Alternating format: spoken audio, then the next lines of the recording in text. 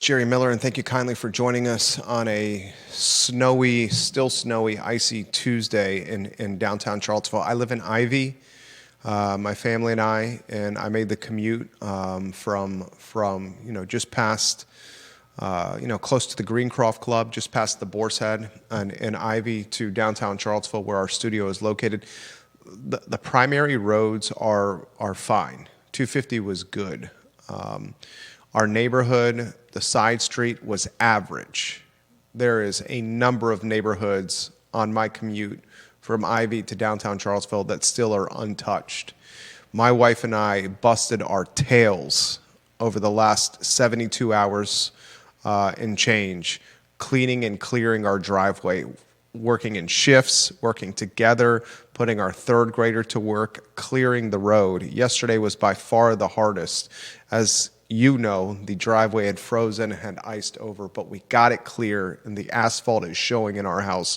And that asphalt radiates heat and is keeping the driveway clear for folks that did not clear their driveway over the last 3 or 4 days, or for the folks that had VDOT or Charlottesville personnel plow their cars or their driveways or their sidewalks in the process of clearing the roads, the offshoot of the plows trapping vehicles and driveways. It's going to be days before people are able to commute around this city. I parked in the Market Street garage this morning because the city of Charlottesville is offering free parking in the garage until 9 a.m. tomorrow, Wednesday. And ladies and gentlemen, walking from the Market Street garage to our building, the Macklin building, where I sit right now, it's less than half a block away. It was treacherous getting out of the garage, down Market Street, and up and on the sidewalk and into our studio. Treacherous, as the plows have created mountains, or not mountains, but barriers, ice barriers all over the sidewalks. This is normal for anyone that lives around snow. Okay, Judah says this is normal. This may be normal for Maine. This may be normal for Minnesota. He's certainly right. Certainly not commonplace in Charlottesville. Yeah. And right now it is ghost town and crickets in downtown CVille. All right, we got a lot we got to cover on the show. I'm not throwing shade on anyone. I'm saluting the people that are running the plows, that are salting and treating the roads, that are getting the roads in condition to drive. Props to them. I would not want that job. Props to them. I'm just highlighting the fact that it was not easy peasy today getting in around town, and as a result, there's few people out there. A lot we're going to cover on the show today. I want to welcome a new partner to the show, Stanley Martin. Holmes is a part of the program right now. We thank Stanley Martin Holmes for being a part of the show. Quality and luxury, craftsmanship, just some of the top neighborhoods built around Charlottesville, Albemarle, and Central Virginia. The team at Stanley Martin Holmes. More from them as this partnership progresses throughout 2026. But thank you to Stanley Martin for being a part of the show. This is the water cooler of content and conversation for Charlottesville, Albemarle County, the University of Virginia, and beyond. And I think you may have seen that with what I published about 17 hours ago on the I Love CVille Network. And our network, for the new viewers and listeners that are a part of the show now, since I made this since I published this report with 2 anonymous sources as the foundation for the report about former University of Virginia School of Law Dean Risa Golubuff being on the shortlist as a potential candidate to replace Scott Beardsley as the 11th president of the University of Virginia. That report's gone viral. I've had traditional media from print and television reach out to me in direct message capacity. And the traditional media from print and television that reached out to me in direct message capacity was asking for my notes on the story. I even had one individual ask for my sources.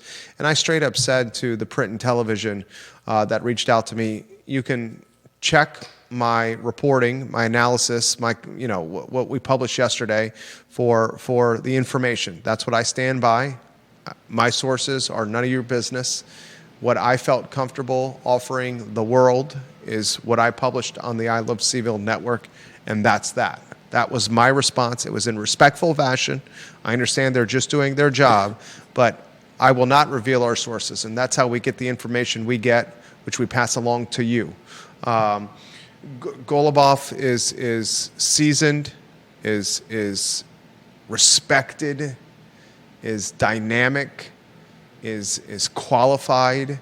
She is the first female law school dean at the University of Virginia in the school's history. Goodness gracious, think about the degrees she has on the wall at her house.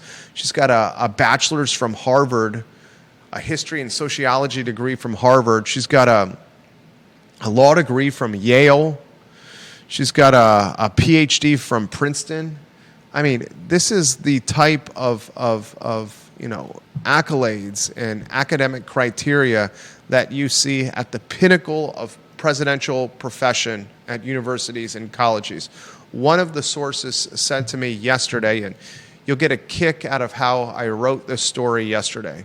I was legitimately sledding with our third grader, our 7-year-old in Ivy. We were the only people out on this pretty significantly tall hill, and my boy and I were having a blast. I get a text message from a source who says, please call me, no rush, give me a call. I have something I want to chat with you about. I am on a hill in my snow clothes, North Face, beanie on, gloves on, take my glove off as our 7-year-old is doing a run on the sled by himself. He and I were doing the sled together. I was doing it. He does it by himself. It's a significant hill, so I have 10 or 15 minutes to talk to this individual as our 7-year-old is sledding down and climbing back up the hill. And he passes on to me the news, and I said, this is fascinating. I immediately started jotting down notes while putting the phone on speaker and opening the Notes app on my phone. And I said, I appreciate you passing on this information to me. I need to confirm this with another source who is as connected as anyone I know. And I will then be back in touch with you to verify the veracity or the legitimacy of your intel. I then put a phone call in with our second contact. I followed up with a text message. I get a phone call back about an hour later as I'm getting off the hill sledding with our son.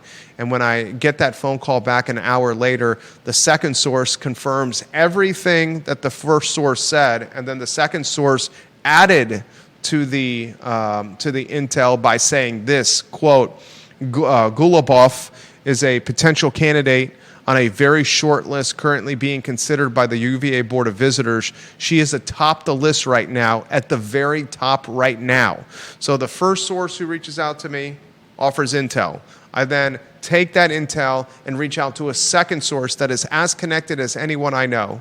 That second source confirms the intel from the first source without me divulging the name of the first source, just providing the intel to the second one. The second one says, I have heard that to be true, and here's additional color on what's happening.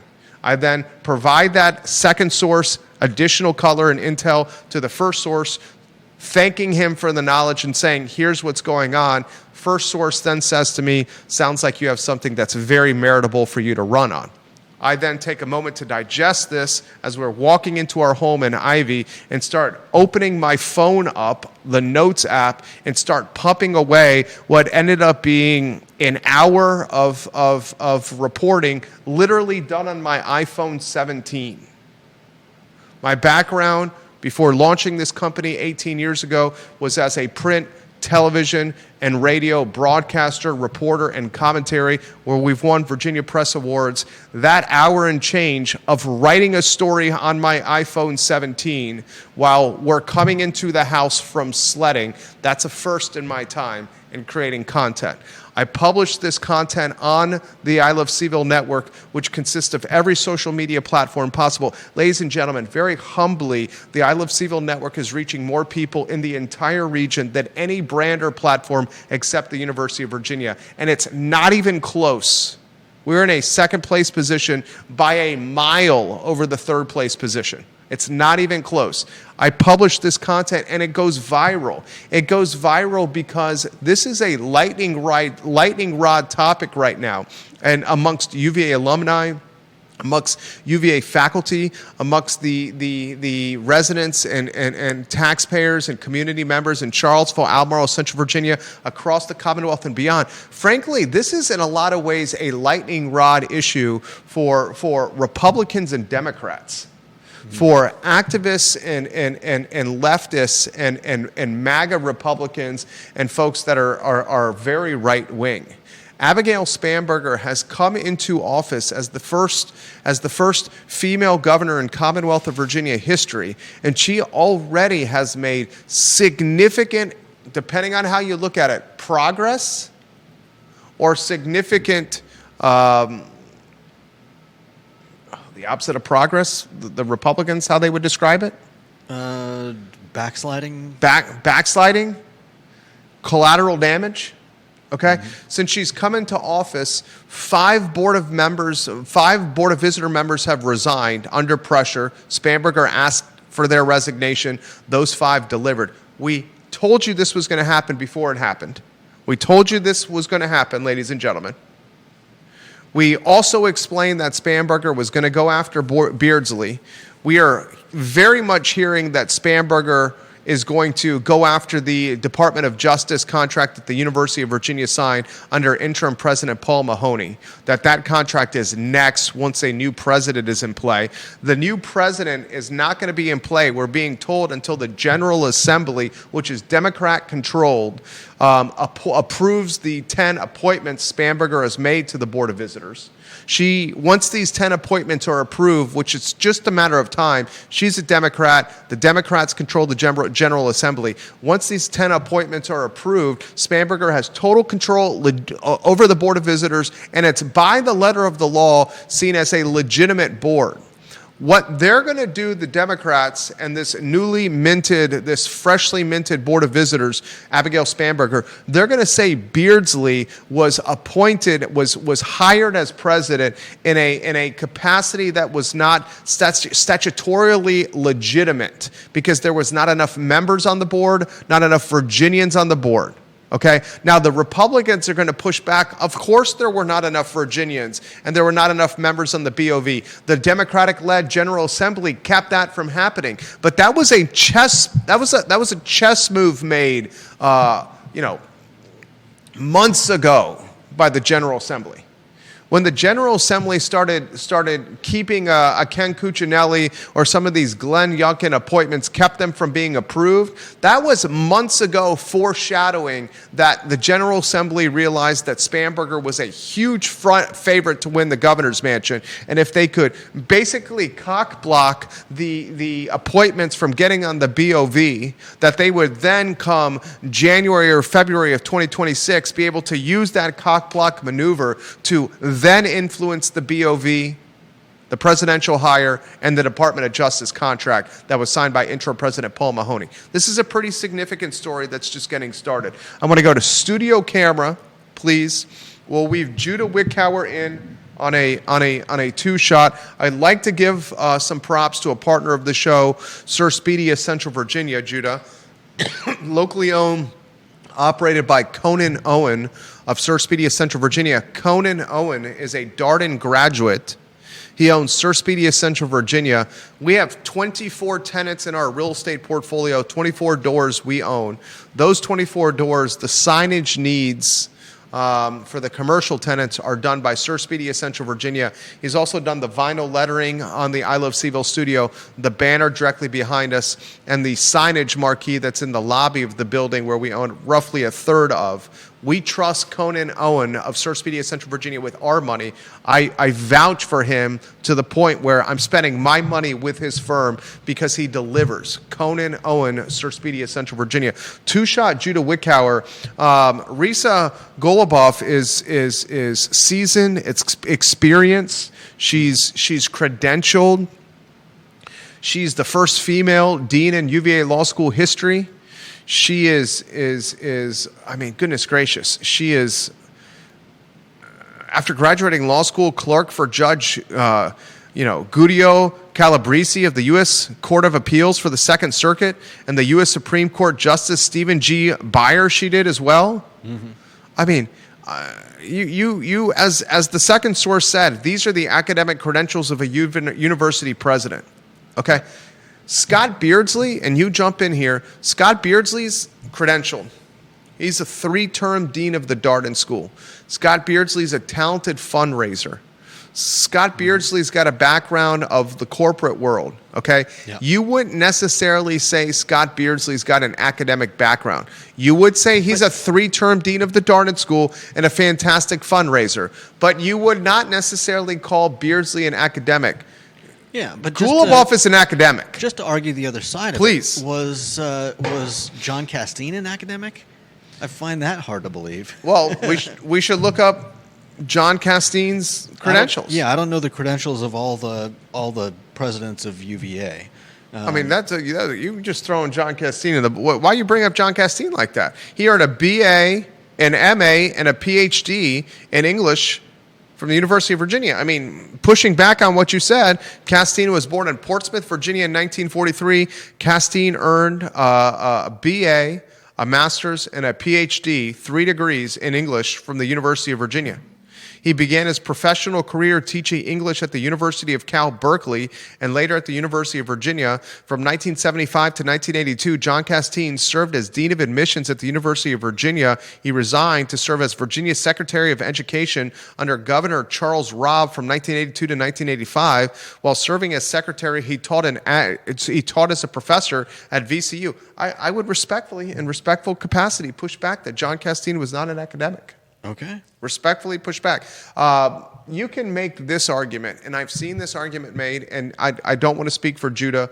I do not identify as a Republican. I do not identify as a Democrat. I don't identify as left. I don't identify as right. I'm not a protester or an activist. I'm not MAGA. All I do is talk about stuff that's happening around here and try to figure out what's going on. I am so alienated by politics locally. I feel polarized by politics locally, regionally, and nationally. Okay? Literally alienated by this 2-party system.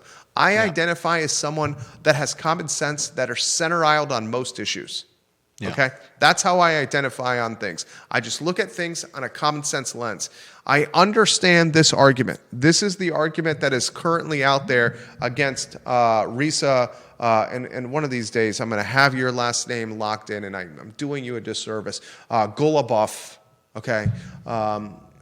The argument against Risa Goluboff being on the shortlist and as a potential candidate, the shortlist, as we've been told, as the next president of the University of Virginia is, you're just trading one dean for another dean. The dean of the Darden School for the dean of the law school. This is nothing but political maneuvering and political malpractice. That's an argument against Risa Goluboff right now. Anywhere you want to go. Have she shown any proficiency in raising money? I mean, that is kind of the primary goal of the UVA president, is not really to be an academic, because they're not teaching; they're overseeing the school, they're making decisions. I think in that respect, I don't know about her. Fundraising bona fides, but I mean. They both seem to have, what it takes in terms of being the deans of, respectively, the Darden Business School and the law school. It's funny you asked that question. John Blair's photo on screen, please. John Blair, number 2 in the family, a super smart guy. Last night on the I Love CVille Network, John Blair has this to say about the news linking Risa Goluboff to the UVA presidency. Jerry, this is very interesting what you're reporting. One notable aspect of Risa Goluboff's tenure at the University of Virginia, the law school jumped from the 8th best law school in America to the 4th best law school per U.S. News and World Report. More interestingly, John Blair says, the law school endowment nearly doubled during her tenure. As you know, the job of a university president is probably 75% about glad-handing and raising money. So she certainly brings fundraising talent to the role. And John Blair adds this, Another interesting aspect of this potential hire, Jim Ryan graduated from UVA Law. Paul Mahoney is a law professor. Beardsley was a Darden dean, and this potential hire is a former law school dean. It's been said for years that North Grounds was a different world than the rest of UVA. Looking at recent and perhaps future presidential hires, I think that's a real angle to this story. I look forward to your analysis as always. John Blair, smart man, John Blair. Very smart man. We appreciate those comments. I want to add this. This was something that was pointed out to me by the first source. Okay? The first source pointed this out to me. The 4 of the 10 appointments, and by the way, John Blair, a graduate of the UVA Law School. Okay? Undergraduate UVA, law school graduate UVA, John Blair. Okay, I want to point this out to you.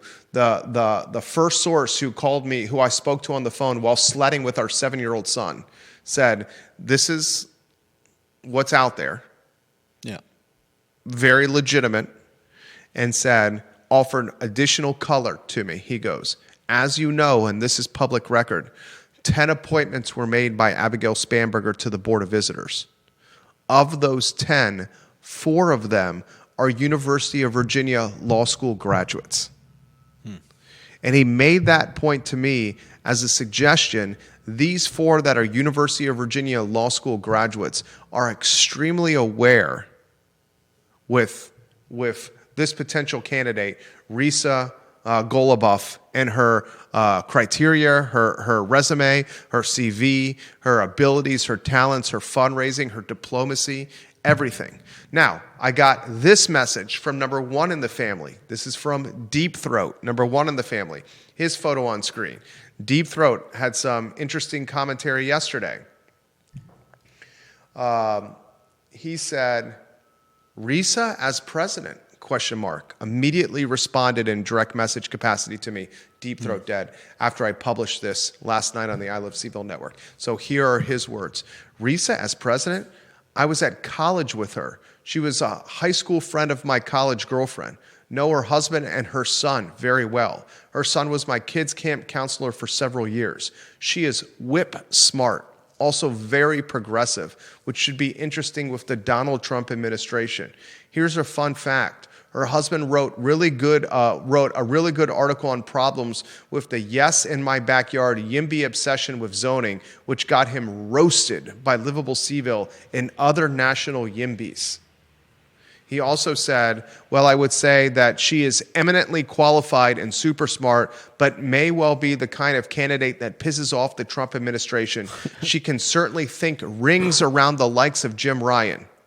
And wow. I can say that her husband and son are both very, very good guys. I want to add some more color to what's going on. My inbox, my cell phone, my direct messages are being bombarded right now. Literally bombarded right now by people in the know. The Signal app, which I use to communicate when it's really sensitive information with people in positions of power, the notifications on my Signal app right now show 11 notifications since the show has started on my Signal app. Ladies and gentlemen, we have watching the program right now multiple UVA Board of Visitors members. I can see them watching the show. I can see them watching the show, as is someone tied to Scott Beardsley's office who watches the show on the regular, ladies and gentlemen. There's so much I want to cover on the program here. Viewers and listeners, put your comments in the feed, and I'm going to relay them live on air as we're legitimately driving the news cycle here. I want to throw this to you, Judah. You ready for this? When the 239 pages, and there's lower thirds that we should rotate on screen. We are going to get to Beardsley's legacy in a matter of moments. But when the Jefferson Council Freedom of Information Act requested, and then collected, and then published the 239 pages that were tied to a third-party law firm, Williams and Conley, their report, their analysis of what was going on with the University of Virginia health system scandal. Yeah. Okay. And that analysis, that documentation, that paper trail, that trail of communication basically showed that alleged white-collar racketeering, alleged medical malpractice, alleged fraudulent billing, alleged profits over patients, alleged medical chart changing to maintain performance standards and national rankings, alleged dangerous surgeries on sick and dying children to drive profits when personnel that were performing that surgery told the C-suite allegedly that this is dangerous and we're risking the lives of these kids, and then allegedly the C-suite told those doctors, do it anyway, we need the money. In that 239 pages, alleged documentation of the C-suite, the former C-suite, Craig Kent, Melinda Kibbe, Wendy Horton, ordering and their cronies, their lieutenants, ordering middle management, in this case, middle management doctors, to keep beds open during COVID, to basically say, screw you, COVID patients, we don't want you and your meager profit margins associated with the medical business that we would be performing on you, the medical services on you. Yeah. Stay away from our hospital. We don't want you. We want the elective surgery patients that come in where the profit margins are way better. Forget you, COVID patients. Give us the boob jobs and give us the nose jobs and give us the elective surgeries that drive much better revenue. That's allegedly in that documentation. That documentation is pretty damn clear. It's pretty damn criminal, criminal, yeah. Allegedly. Okay. Mm-hmm. Protecting my ass here. Okay. That report mm-hmm. ended it for Jim Ryan as his second rodeo at the University of Virginia. Jim Ryan and his potential rise from the ashes, in Easter Sunday, rise from the dead, mm-hmm. after being hammered and nailed to the cross, that was in the mix and very much a possibility until the 239 pages were FOIA'd by the Jefferson Council, by Walter Smith, the attorney who came on the program. Was Walter a UVA law school graduate? I think so. I think it was a double or triple who, okay? He got those 239 pages on behalf of the Jefferson Council. They published them, and then we made them go viral and bananas on the I Love CVille Network. When those 239 pages got out by the Jefferson Council, Jim Ryan's Easter Sunday rise became no more. I mean, do you think that would really stop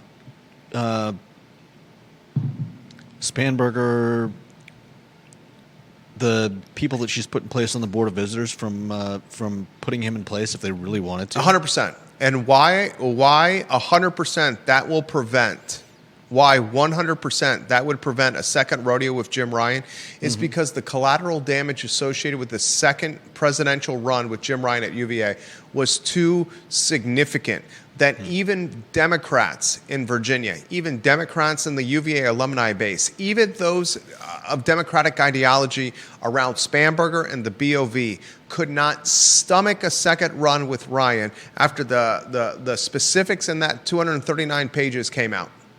Because it showed that at best, mm-hmm. Ignorance was his excuse. At best, he turned a blind eye. At worst, he was complicit. Bingo.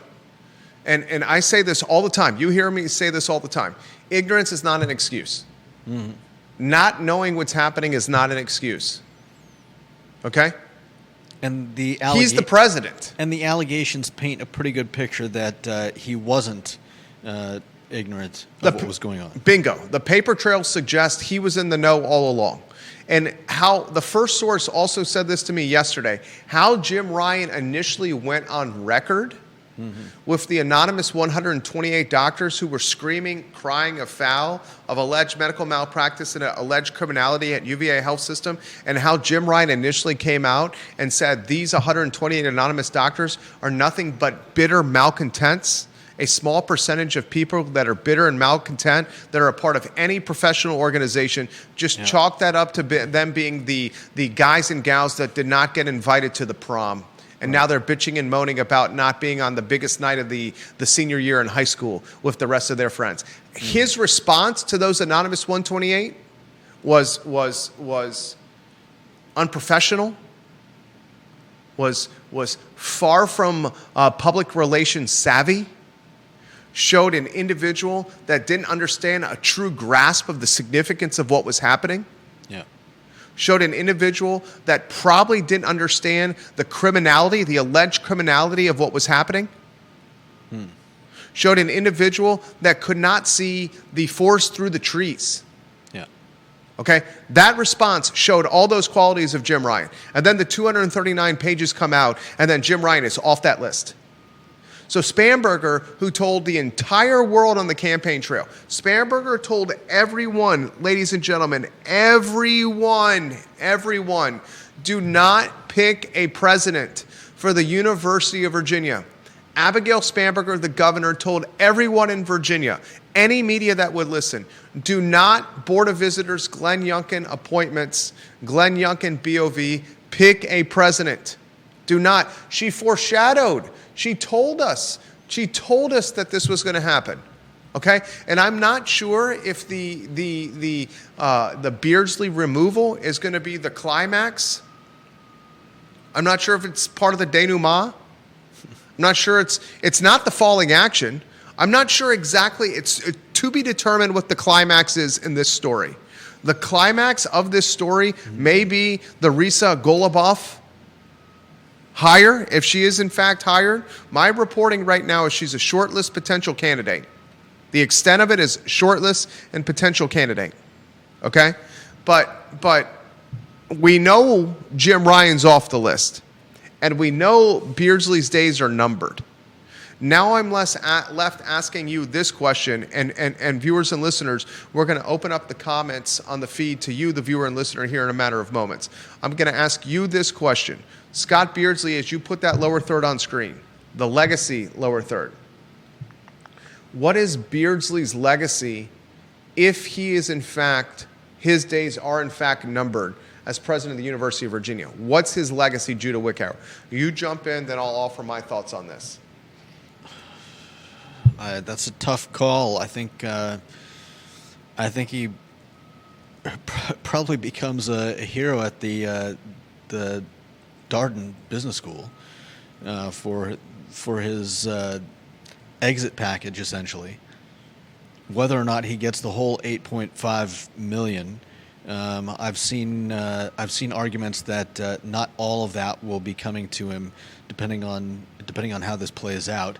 But I think at the very least he's getting $3.5–4 million.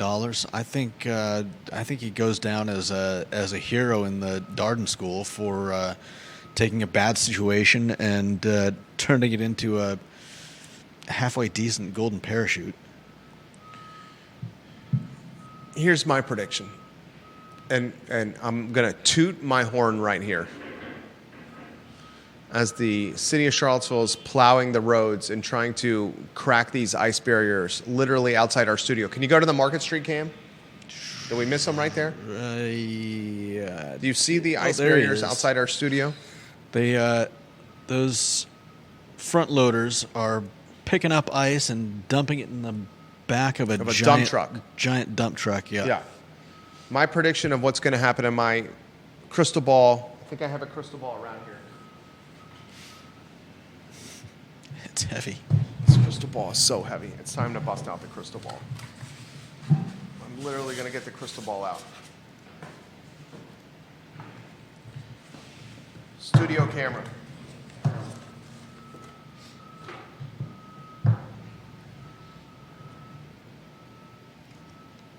There's a crystal ball. Mm-hmm. Do you see the crystal ball? They see the crystal ball? Okay. This crystal ball has been extremely accurate. Where's my magic wand? I feel like a gold magic wand today. Our crystal ball has been extremely accurate. We explained that the Board of Visitors members were going to resign. Did I see Paul Manning resigning? No, I did not see a $100 million donor resigning. But we explained Rachel Sheridan and Porter Wilkinson were going to resign. We said this was going to happen. Yeah. We explained that Spanberger was going to revamp the board immediately. We explained that Beardsley's days were numbered. We explained that this is still to come. The Paul Mahoney DOJ contract, That's next for Spanberger in a Trump versus Spanberger crossfire. Can you imagine what this will do for Abigail Spanberger? And Abigail Spanberger, your office should be watching and listening to this show. If Abigail Spanberger is able to go to the University of Virginia, is able to take Glenn Youngkin, which is a lieutenant of Donald Trump. A lot of people had Glenn Youngkin as a presidential candidate post-Trump. I think that ship has sailed. But if Spanberger is able to go toe-to-toe with Glenn Youngkin, she's able to reinvent the Board of Visitors that Glenn Youngkin appointed, then utilize that reinvention of the Board of Visitors that Glenn Youngkin appointed to then pick a new president, move away from Scott Beardsley, who has the perception with Democrats as a robber baron, a corporate robber baron, a McKinsey consultant. Mm-hmm. Take the university away from Scott Beardsley and plug a new president into Cars Hill, and that new president is a extremely progressive Risa Golubuff. Anyone you ask, you talk to about her politics, very left-leaning, very progressive. Spanberger does that. Then Spanberger bucks up, flex her chest, flex her muscles, and goes toe-to-toe with the Department of Justice and the Trump administration.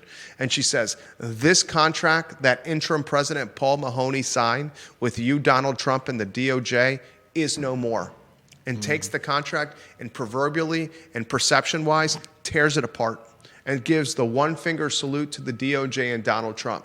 Then Donald Trump is going to do this. He's going to say, for 2026, 2027, and 2028, I am not going to give the University of Virginia in federal funding somewhere between $500 million and $1 billion.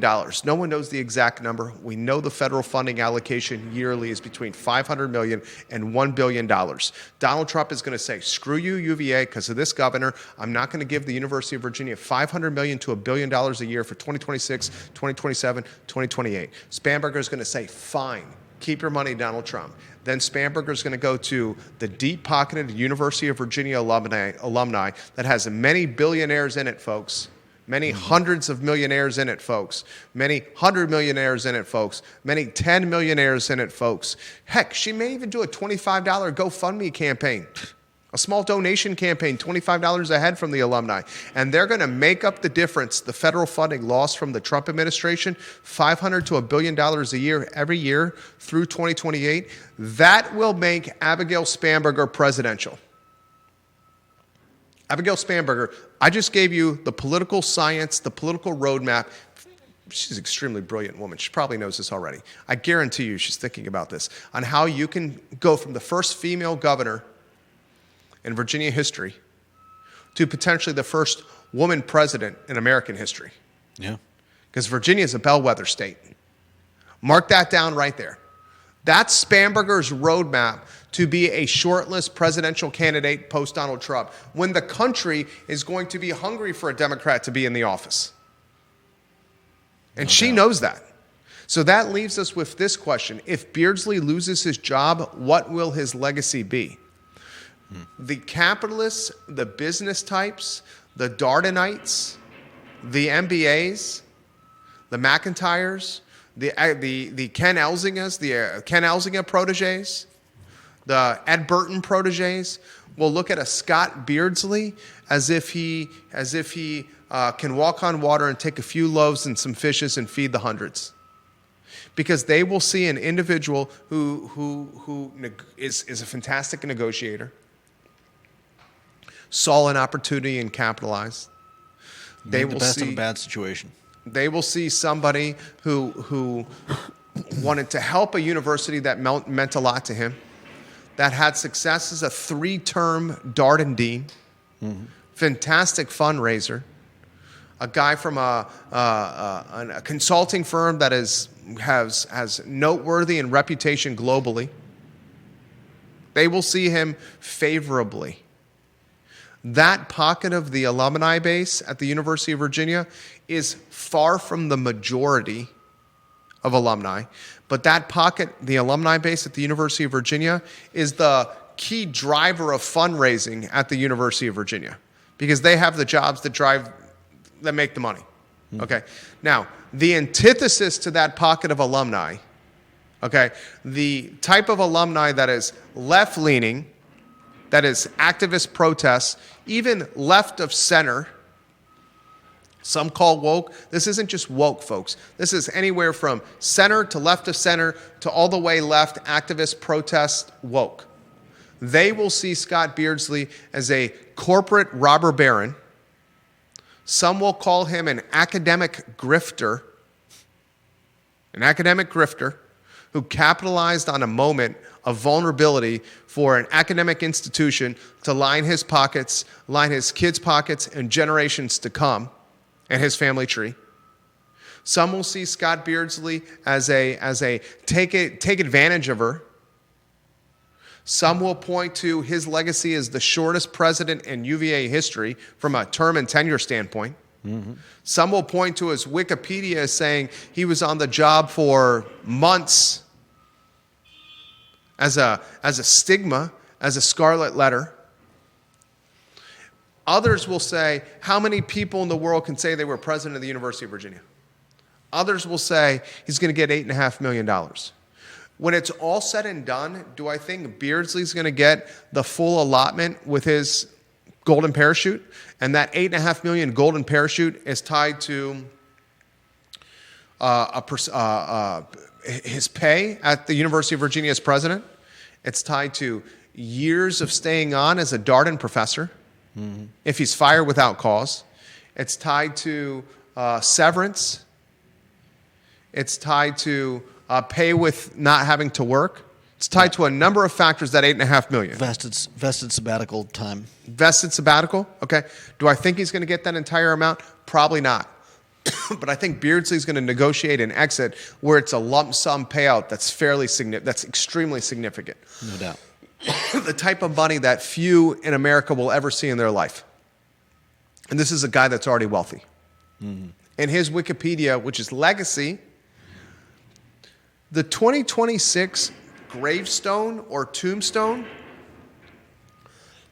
the 2026 gravestone or tombstone is no longer something we go to a cemetery and we put flowers next to. Good Lord, that's some heavy equipment out there. No doubt. 2026, and then Judah, you jump in here.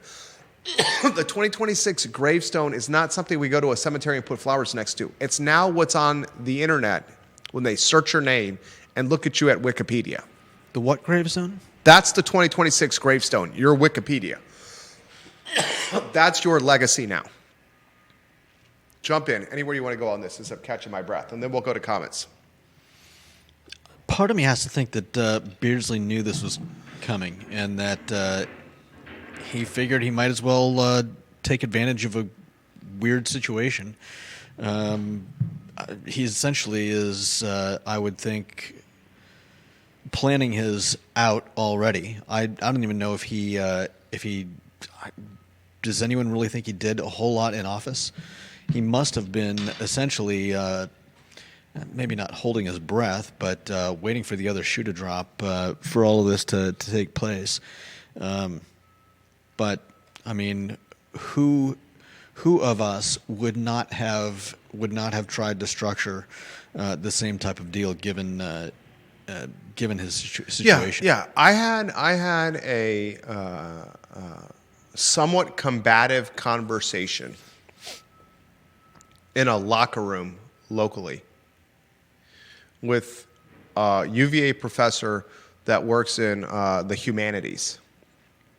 He would not give me his last name, would only say his first name. Also involved in that conversation was someone tied to the McIntyre School of Commerce. And the professor that was a part of the humanities at UVA, when I was talking about the $8.5 million payday and how Beardsley was a king in this game of chess, negotiating this $8.5 million golden parachute, the professor in humanities basically said, that's not true.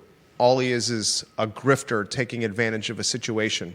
And I said, so you're telling me if the opportunity presented itself to you, you wouldn't take a chance at $8.5 million?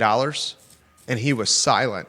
Then he questioned my morality, literally my morality, by saying that this man is a king on a chessboard because he negotiated this contract and this opportunity. He says, that shows where your moral compass and your integrity is. And I then responded to his question of my morality by saying, so you wouldn't take the $8.5 million opportunity if it presented itself to you? And he said nothing again. I'm distressed by how little logic I see in a lot of the arguments on social media these days, and this is one of them. Here's a guy who, from what we know, was one of 4 candidates during a search for a UVA president. He had, I don't believe, any control to say, hey now, the incoming governor has told us to hold up and, put a pin in this and come back to it later. He clearly saw that they were going to go ahead with what they were going ahead with. And what are you supposed to do? You're one of 4 people. He may have had a good idea that he was top of the list, and so do you say no?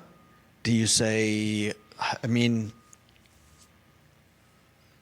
he had no way of knowing how this was ultimately going to turn out, and I think he made a smart choice, and clearly gave himself a good out. Can someone tell Charlottesville City Manager Sam Sanders to stop the heavy machinery and equipment outside the studio right now? Can you put the Market Street camera on right now? There's a dump truck. Is that a backhoe clearing the ice? Can they see that? Oh, they're helping each other. It was. I don't know if the. Can the viewers and listeners see that? I don't know if the viewers can see that, but that.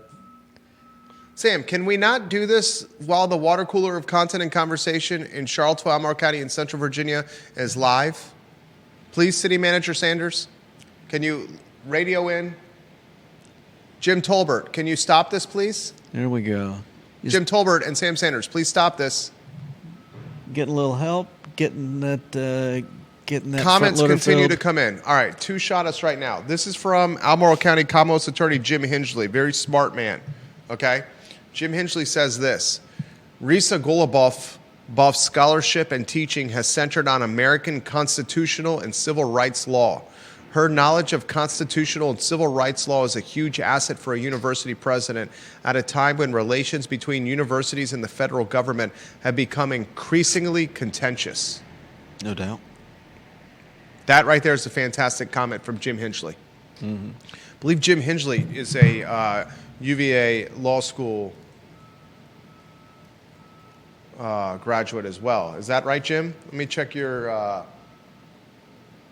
I should know that. He's a good man. I believe he is a UVA Law School graduate as well. But he highlights that her background in constitutional and civil rights law is paramount right now, as the university and the federal government are basically, these are my words, in a crossfire with each other. Yeah. Comments continue to come in quickly. Mark Yor is watching the program. He says, fantastic insight, Jerry Miller. I love Abigail Spamberger's roadmap. Kudos to you on this story. Conan Owen watches the program. He is interacting with Kevin Yancey on the feed right now. Jim Hingley does confirm that he's a law graduate of the University of Virginia, class of 1976. Thank you, Jim. Lucky to have Jim Hingley in this community. Mm-hmm. Connie Sylvester is watching the program. I believe you know her. I do. Moderate Abigail chooses moderate female president and calls that hysterical and is sarcastic with her comment. She says both of those are leftists right there. Look, it's no secret that Risa, you ask anybody about this, Goluboff is her friends would call her progressive. Those who have issue with this are going to call her leftist activist. Her friends would call her progressive. And I will say this right now. When you are the president of the University of Virginia, it's a whole level different world of commentary associated with your name, your reputation, your personality, and your brand. than when you were the first female dean of the UVA Law School. Yeah. The first female dean of the UVA Law School is royalty. Is royalty, is a queen, is royalty. Has no naysayers, very few naysayers. The University of Virginia president in the era 2026, where the Commonwealth of Virginia is divided. Thank you, Sam. Thank you, Jim Tolbert, for stopping. Market Street, Cam, please. We appreciate you stopping the heavy equipment. Thank you for letting the folks know to stop. The equipment has been stopped. Thank you. I'm very grateful, Sam Sanders, for you stopping the equipment and the ice work done during the water cooler content and conversation of the I Love CVille show. Is the heavy equipment stopped, right? You see it there, Judah?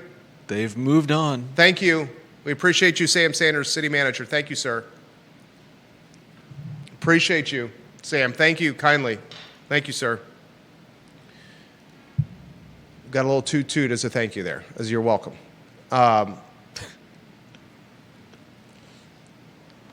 She goes to Cars Hill, and she enters the...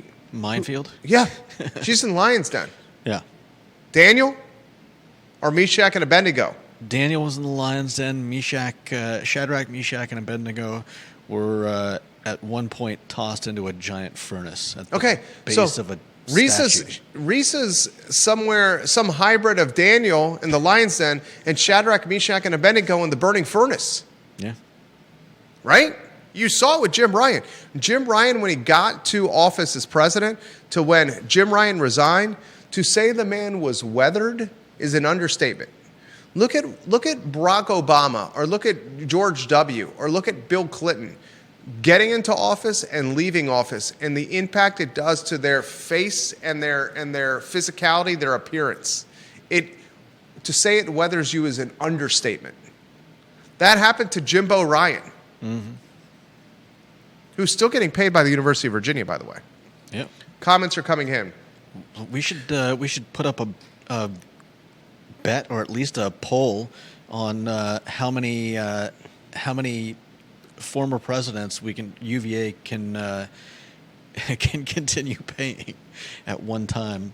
So you got or how many presidents and former presidents? We'd have Jimbo Ryan, Jim Ryan, Scott Beardsley. I don't think Paul Mahoney's getting paid. I'm sure he got paid something for. Well, he got paid as interim, but he's not paying. But right, but he's not. He wouldn't be continuing to get paid. You're right. YouTube Red-handed A367 is the handle. Red-handed A367 is watching on YouTube. John Castine was absolutely an academic, Judah, as was Teresa Sullivan, following John Castine.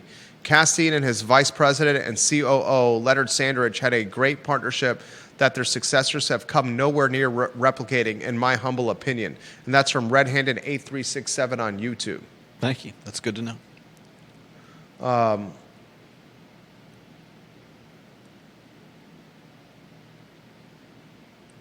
Comments are coming in faster than I can keep up.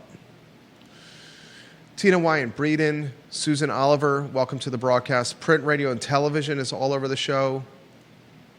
Lauren and Ivy watching the program. Barbara Becker-Tilley watching the program. We appreciate you, Barbara Becker-Tilley. Jehu Martin, Mr. Belmont's watching the program. He says the main objective should be to get UVA off the gossip columns and talk shows and let it get back to teaching and research. It took a lot of work by many parties to help it achieve the academic notoriety that it has. However, all this soap opera is detrimental to its operation and standing. A university strives to attract both a highly qualified faculty and student body. These are not easy tasks, and all this recent dramas have not been helpful. The image after the Nazi weekend was very harmful, and the city magnified the disaster in failing to handle it correctly. This needs to calm down and get off the front pages and allow the university to resume its primary mission of education and research. I'm not a UVA alum, but I would be furious if I were, as each chapter of this nonsense devalues the diploma so many work so hard to achieve. Jehu Martin on the comment. All right, 1:30, we're an hour in on the water cooler of content and conversation as the streets of Market are right now silent with heavy equipment, as it's literally been parked in front of our studio after we asked City Hall to keep the racket down, and they have complied. The camera to Market Street, please. There we are there. We appreciate you respectfully, City Hall and City Manager, in this circumstance for quieting the racket outside the studio. We will get off air here in about 15 minutes, so there's no overtime accumulated by the guys that are patiently waiting outside the studio to do their work. I'll close with this. Anywhere you want to go. You go, and then I'll go. I got a couple great pictures of probably the car that is the most worst off. I've seen a lot of cars essentially hemmed in due to the, I guess you'd call it ice. I mean, it's mostly it's packed snow underneath, but on top it's ice, and I'm sure everyone out there has a good idea of what that's like if you've tried to get your car out yet. You have those photos you can put on screen? Yeah. You put them on screen. You want to close with that? That's a great way to close. Yeah. Show us yours. Describe what we're doing here. This was over across the street from the old glass building, and this car, I'm not even sure how this happens. I'm guessing a lot of that snow came from the parking lot that it's parked next to, and but this is that's brutal. That's the front and side, and I also have a shot of the rear. I can't imagine trying to dig that car out. Yeah, that car is going to be, is it still on screen? Yeah. That car is going to be stuck like that for 2 weeks. Yeah. With single-digit temperatures, and are they calling for snow in the forecast for this weekend, or is that subsided? I haven't really followed it, but the last I heard is that weather models were saying that it was going to push out to sea before it got to us. But we'll have to wait for better. That models. car will be there for a long period of time. No doubt. That car isn't going away anywhere for weeks. I mean, you got single-digit temperatures through Wednesday of next week. Yeah. Unless they come with a group of friends and a bunch of shovels, I don't see that car getting out anytime soon. Yeah. All right, this is what I'm going to close with. Vanessa Parkhill's watching the program. Connie Sylvester watching the program. Literally, print, radio, and television is watching the program right now. Here's what I'm going to close with. And we're going to be talking about this all week long, ladies and gentlemen, here on the I Love CVille Network. The water cooler of content and conversation, and we'll give some love to Charlottesville Sanitary Supply and Charlottesville Swimming Pool Company. These businesses are owned by the Vermillion family, 3 generations strong, 5 generations strong in Albemarle County. The business is 3 generations of Vermillion strong. Charlottesville Sanitary Supply is on East High Street, where they had 50-pound bags of ice melt. Charlottesville Sanitary Supply. And they are the concierge or the consultants of anything swimming pool related locally. Water testing, pool robots, building in-ground pools, building above-ground pools, pool covers automated, pool covers non-automated, anything swimming pool related. You call them first, and they will make sure your swimming pool is optimized. It ain't cheap, so do it the right way. I believe they opened at noon today. They will be. Yeah. If I'm not mistaken, they open at noon. They may or may not still have bags of ice melt. I would call them before heading over there, but I believe they were it was like $18 for a 50-pound bag. That's a steal. And I have a kind neighbor who shoveled some of my walkway after I'd gotten it the first time and laid down some ice melt. So it's good stuff. Ginny, who wants to know where are they dumping the stuff they are scooping from Market Street? Wherever they put it, it's going to be there for some time. We need the Market Street cam on all day for entertainment. Since City Hall and Sam Sanders shut down the heavy equipment while the show was going, I will give them nothing but props and praise. The gentlemen are literally waiting for us to finish the show. I will be out there in a second to let you know that the show is over, fellas. I know in past years, a lot of it went to Barracks Road. They've got a Mount massive, Chipotle? Is that what they called it? Yeah, Mount Chipotle. Yeah. They've got a lot of room there, so room for a Mount Chipotle. All right, this is what I'm going to close with. the whole point of the show is to figure out what's going on around here. In fact, cut this into a sizzle reel and syndicate this on the I Love CVille Network if you can. Okay? We can mark the time here.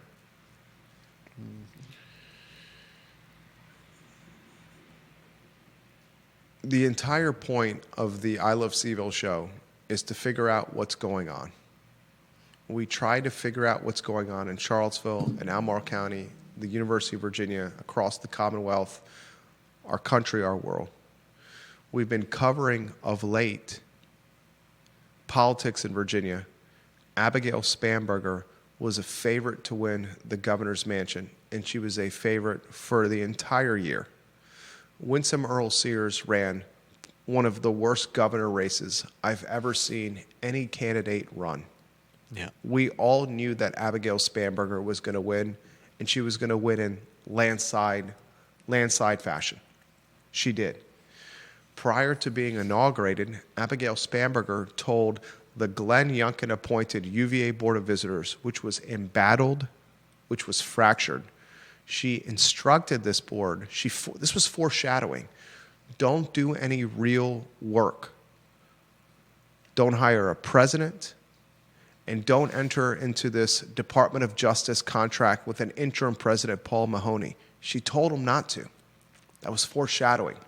Abigail Spanberger, before she was sworn into office, also asked for the resignation of 5 UVA board members and literally got them because she was threatening them with getting fired. She was going to pink slip them.